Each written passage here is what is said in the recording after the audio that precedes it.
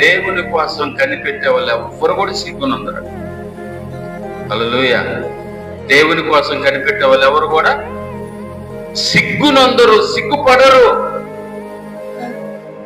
ఎందుకంటే ఆయన సిగ్గుపడనీయడు. హల్లెలూయా. దేవునికి మహిమ కలుగును గాక.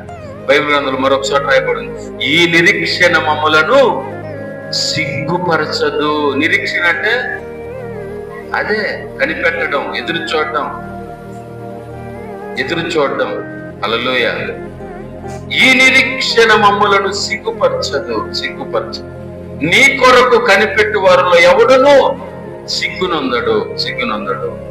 యెహోవా కొరకు ఎదురు చూచువారు నూతన బలము పొందుదురు. ఒక ఉద్యోగస్తుడు లేకపోతే ఒక జాబ్ హోల్డర్ నెల అయిపోతూ ఉందనంగా వారు దేని కొరకు కనిపెడతారు? వాళ్ళ నెల జీతం కొరకు కనిపెడతారు. ఎప్పుడెప్పుడు ఉంటుంది కదా వస్తుందా, ఎప్పుడెప్పుడు నా ఫోన్లో క్లిక్ అని మెసేజ్ వస్తుందా కదా. ఫోన్లో మెసేజ్ వచ్చినప్పుడల్లా గబ ఓపెన్ చేసి డబ్బులు పడిందేమో అని కనిపెడుతూ ఉంటారు. వాస్తవానికి ఆ మెసేజ్ డబ్బులు అయితే వాళ్ళకి ఒకరంతా ఉత్సాహం వస్తుంది. ఆ మెసేజ్ క్లిక్ అన్నప్పుడల్లా అది ఓపెన్ చేసి చూసినప్పుడు అది డబ్బులు కాకపోతే నీరసమే. హల్లెలూయా. దేవునికి మహిమ కలుగునుగా. కనిపించున్నది డబ్బుల కొరకైనా